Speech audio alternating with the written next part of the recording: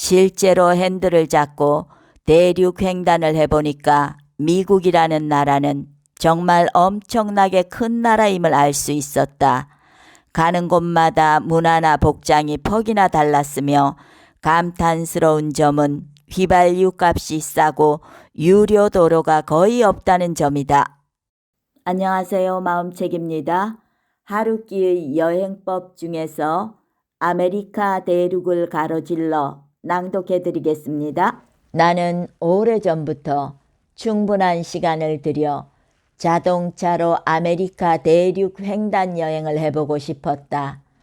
줄곧 그 꿈을 꾸고 있었다. 누군가가 그런 여행에 특별한 목적이 있는가 하고 물으면 대답하기 곤란하다. 특별한 목적 같은 건 없기 때문이다. 대서양 연안의 해변으로부터 태평양 연안의 해변까지 산을 넘고 강을 건너 미국을 단숨에 돌파해 버리자는 것, 그것이 내가 가지고 있던 꿈이었다.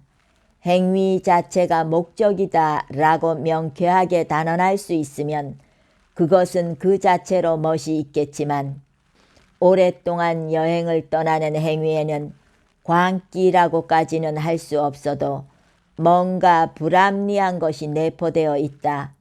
도대체 어째서 그런 귀찮은 짓을 해야만 하는가?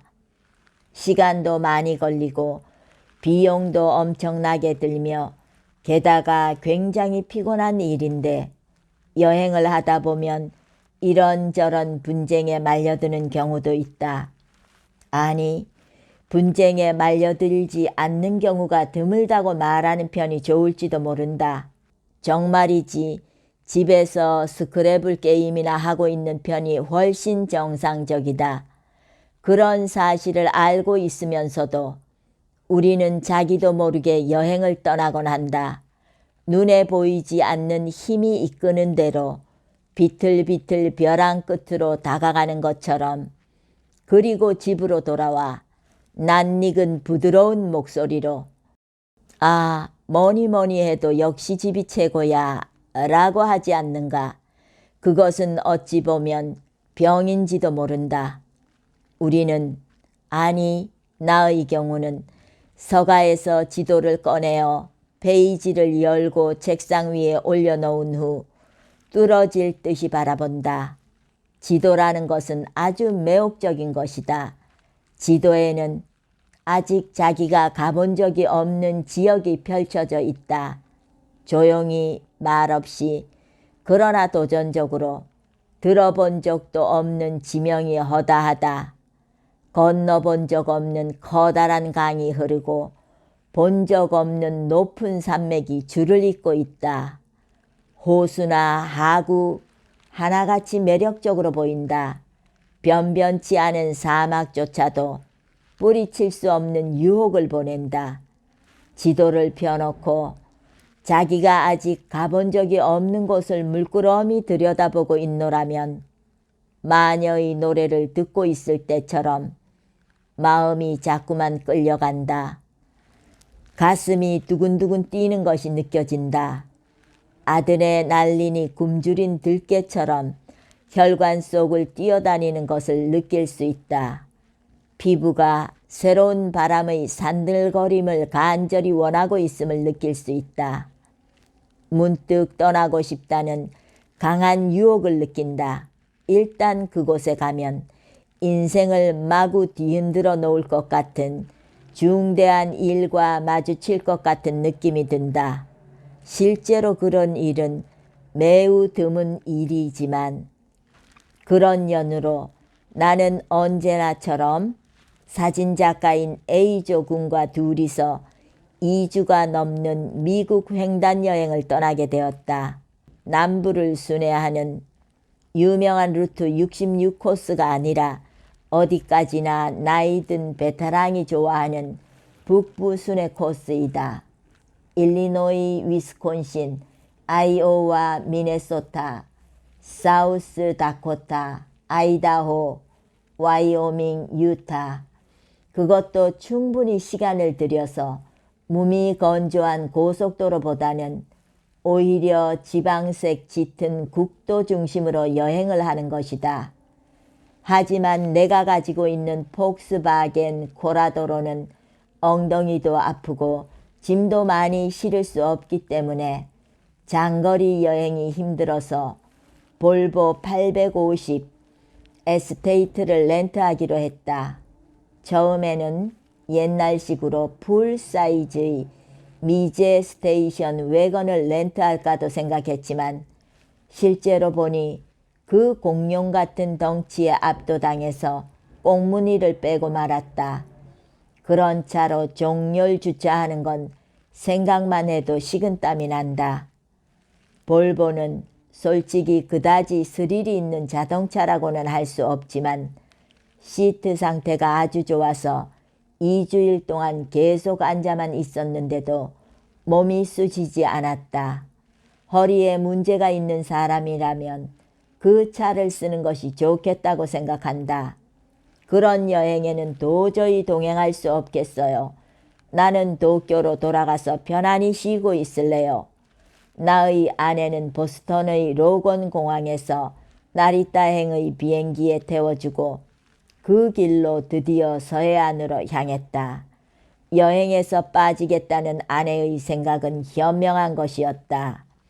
우리의 목적지는 약 8,000km 저쪽에 있는 로스앤젤레스의 롱비치였다. 우선 매사추세츠에서 북부 뉴욕을 빠져나가서 나이아가라 부근에서 일단 캐나다로 들어갔다. 나이아가라는 몇 번을 가봐도 시끄러운 곳이다. 토론토에 살고 있는 일본 문학 연구자인 테드 구센 씨의 집을 방문하기 위해서다. 한번 놀러와 달라고 전부터 초대했지만 이번에 들른 것이다.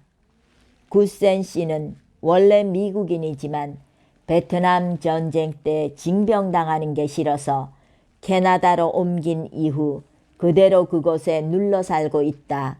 그는 토론토에서 1시간 정도 거리에 있는 산속에 산장을 갖고 있어 우리는 그곳에서 신세를 졌다. 꽤 깊은 산중이라 사슴, 늑대, 라쿤 같은 게 나온다고 했다. 포도주를 마시면서 연어를 굽고 뜰에서 따온 아스파라가스를 먹었다. 그리고 밤새 여러 가지 이야기를 나누었다. 미국에는 참으로 여러 가지 이상한 이름의 도시들이 있다.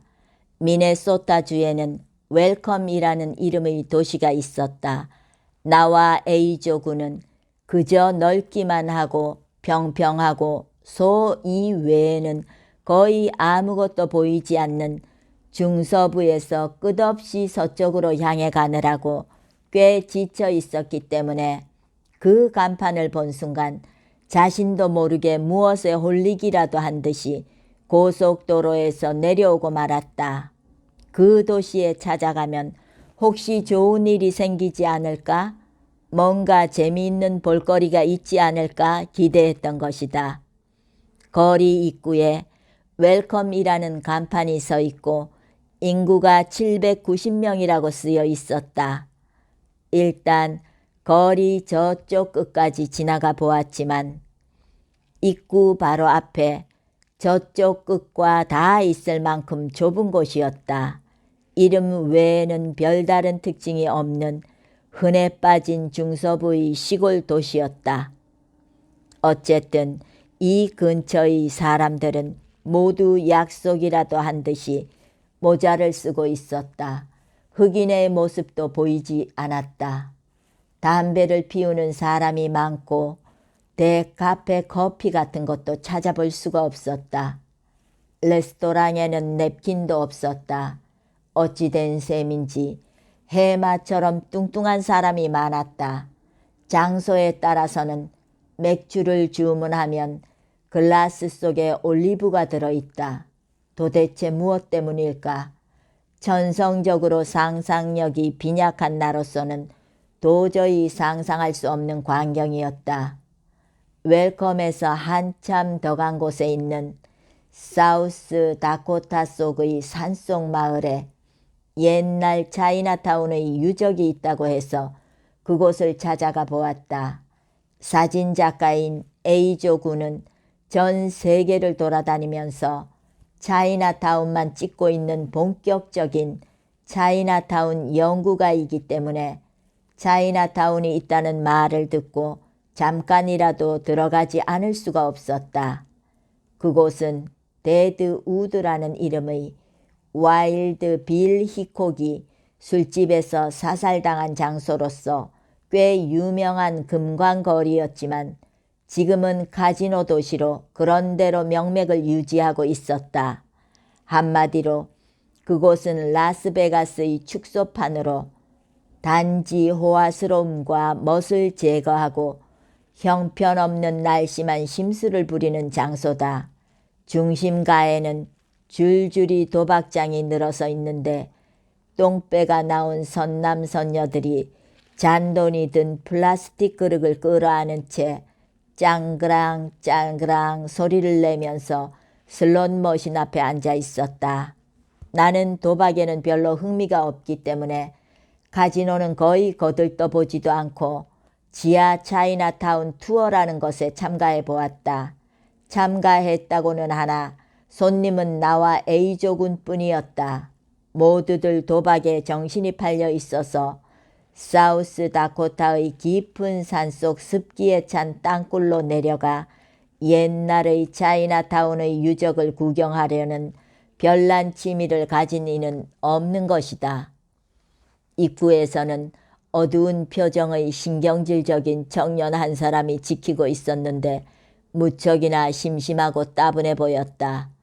골드러시, 새로 발견된 금강에 사람들이 몰려드는 새로운 마을이 생겨났다는 소문을 듣고 중국인들은 샌프란시스코로부터 흔들리는 마차에 몸을 싣고 인디언에게 습격까지 당해가면서 멀리 사우스 다코타의 이 깊은 산속까지 찾아왔던 것이다. 마땅한 기술을 갖지 못한 떠돌이 노동자인 중국인들은 어딘가에 일자리가 있다고 하면 만리길도 마다하지 않았다. 그러나 어째서 이곳 중국인들이 마을 지하에 대규모의 미로와 같은 것을 만들었는지 지금에 와서는 그 이유를 정확히 알 수가 없다. 이민 온 중국인들이 백인들에게 괴롭힘을 당하고 있어서 밤에는 안심하고 거리로 나가 걸어 다닐 수 없었기 때문에 백인의 세계를 피해 자신들만의 세계에 틀어박혀 있고 싶어서 지하의 작은 비밀 세계를 구축했었다는 설도 있다. 분명히 지하 통로 안에는 아편을 먹기 위한 작은 방이나 도박을 위한 작은 방도 만들어져 있었다. 나는 지하 세계에 대해서는 옛날부터 약간 흥미가 있었기 때문에 그 미로와 같은 지하 세계를 아주 재미있게 구경했다. 그러나 모두가 함께 구멍을 파서 하나의 마을 밑에 자신들만의 또 다른 마을을 만든다는 것은 당시 중국인들의 발상과 에너지는 아닌 게 아니라 엄청났다는 생각이 든다. 내친 김에 아이다호에서는 역시 옛날 차이나타운을 찾아서 웨렌이라는 마을에 가보았다. 이곳은 사실 굉장히 깊은 산골이어서 도로도 포장되어 있지 않았다.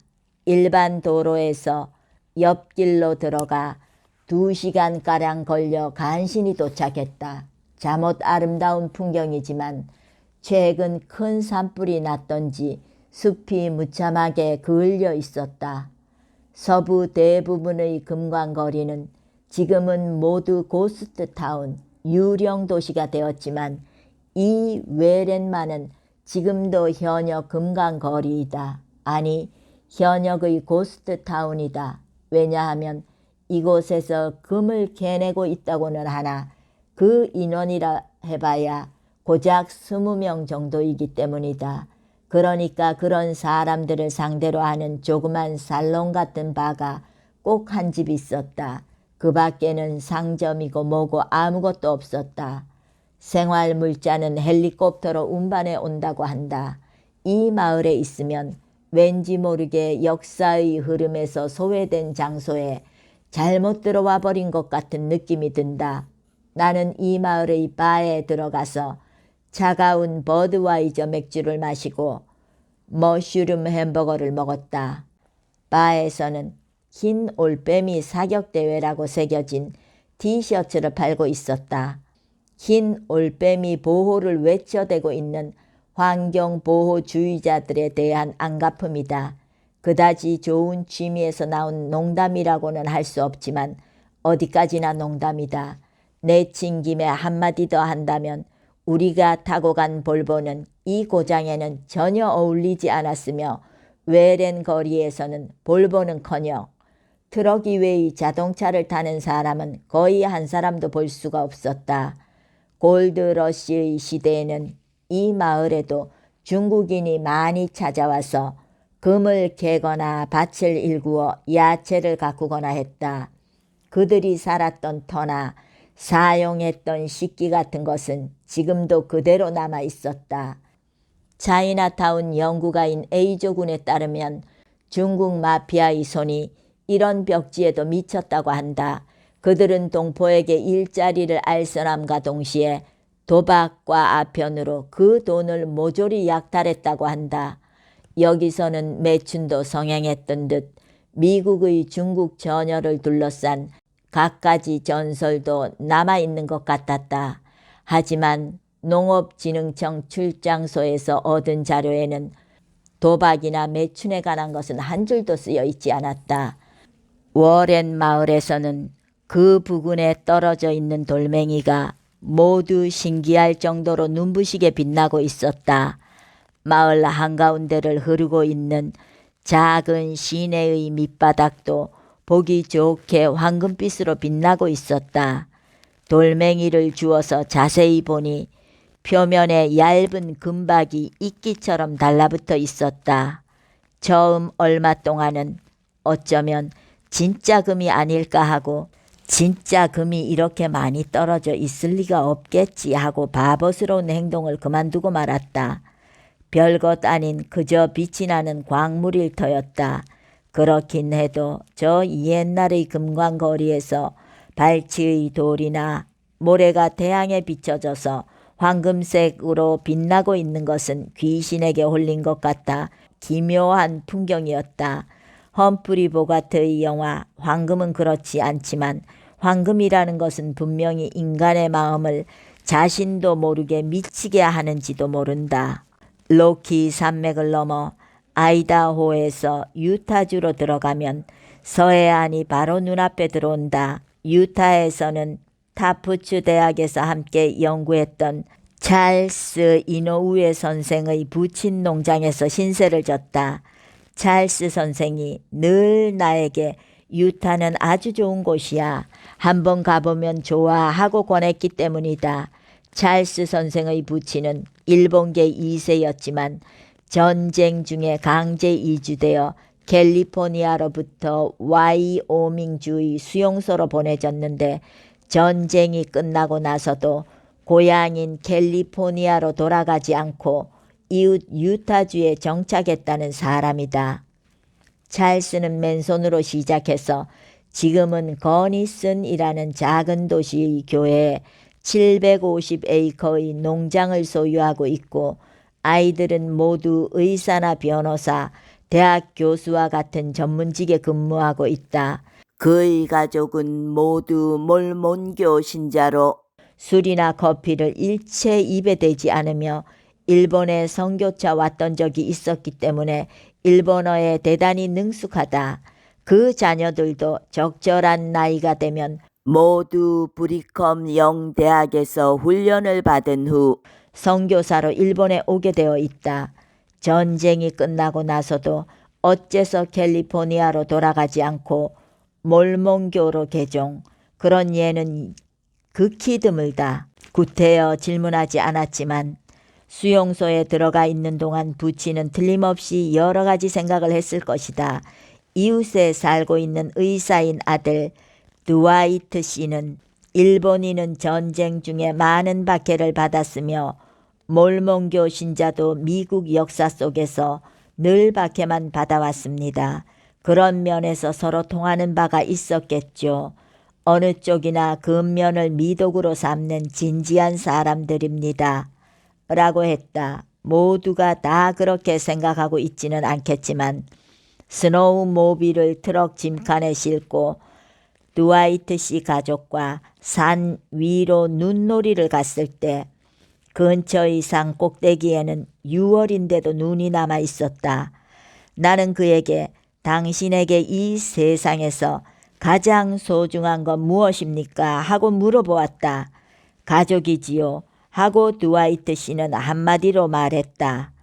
가족만큼 소중한 건 없습니다. 가족이야말로 모든 것의 기초이지요. 그의 트럭 계기판에는 아들이 고등학교 학생회장 선거에 입후보했을 때의 모습을 찍은 핸섬한 얼굴 사진이 들어간 유인물이 보란듯이 놓여 있었다. 그는 고등학교를 졸업하면 일본으로 선교를 하러 가기로 되어 있었다. 그러나 유타주에 있는 동안은 술을 마실 수가 없어 난처했다.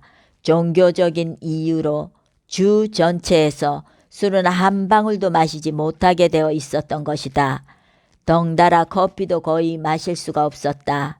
글쎄, 이따금 2, 3일쯤 술을 마시지 않아도 괜찮겠지 하고도 생각했지만 마시지 못하게 하면 더욱 마시고 싶어지는 게 사람의 마음이다.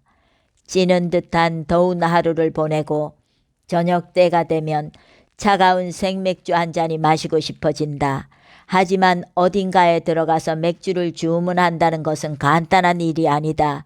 거리에는 술집도 없다. 레스토랑에서도 술을 팔지 않는다. 그래서 어쩔 수 없이 아이스티나 꿀꺽꿀꺽 마셔댈 수밖에 없었다.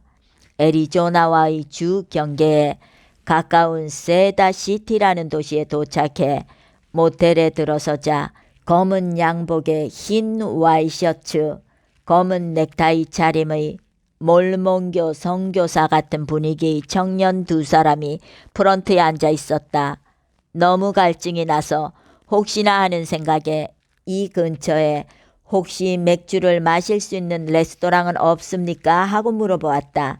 이젠 거의 주 경계도 가깝고 하니까 혹시나 하고 생각했던 것이다. 그러나 청년들은 역시 난처한 듯이 얼굴을 찡그리면서 죄송합니다만 여기는 아직 유타주이기 때문에 그런 것은 없습니다. 하고 정중하게 그러나 다소 냉정하게 대답했다. 그렇게 술이 마시고 싶으면 애리조나주까지 가서 마시고 오지 그러나 하는 느낌의 대답이었다. 나도 할 수만 있다면 그렇게 하고 싶었지만 주 경계까지는 아직 2시간이나 남았고 이제 더 이상은 운전 따위는 하기 싫었다. 지독하게 더운 날씨여서 우리는 그야말로 젖은 수건처럼 지쳐 있었고 시원한 맥주 한 잔을 절실하게 원했던 것이다. 유타주는 풍경이 아름답고 풍토도 흥미 깊은 곳이었지만 주 경계를 넘어서 애리조나주로 들어가 사막 한가운데에 있는 후진 마을의 후진바에서 차가운 버드와이저 맥주를 주문해 꿀꺽꿀꺽 단숨에 들이켰을 때는 정말 살 것 같았다. 애리조나를 지나 선인장과 주유소 외에는 별다른 건 아무것도 없는 곳이었다. 네바다주로 들어가 드디어 도박의 도시 라스베가스에 도착했다. 칩을 사가지고 룰렛대로 가서 아무래도 상관없다는 듯 여기저기에 적당한 칩을 놓고 있으려니까 비기너스럭 초보자의 행운이라고나 할까 운 좋게 $170가량의 칩이 쌓였다. 얼씨구나 싶어 그 돈으로 중고 재즈 레코드를 꽤 여러 장 사들였다. A조군은 나보다 더 심해서 슬롯 머신에서 칩이 양손 가득 와르르 쏟아져 나왔을 뿐인데도 긴장한 나머지 복통이 와서 방으로 돌아가 설사를 해버렸다.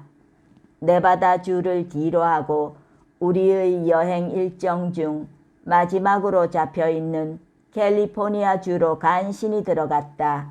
캘리포니아로 가는 길에는 선인장 외에는 아무것도 없는 사막이 계속해서 이어지고 있었다.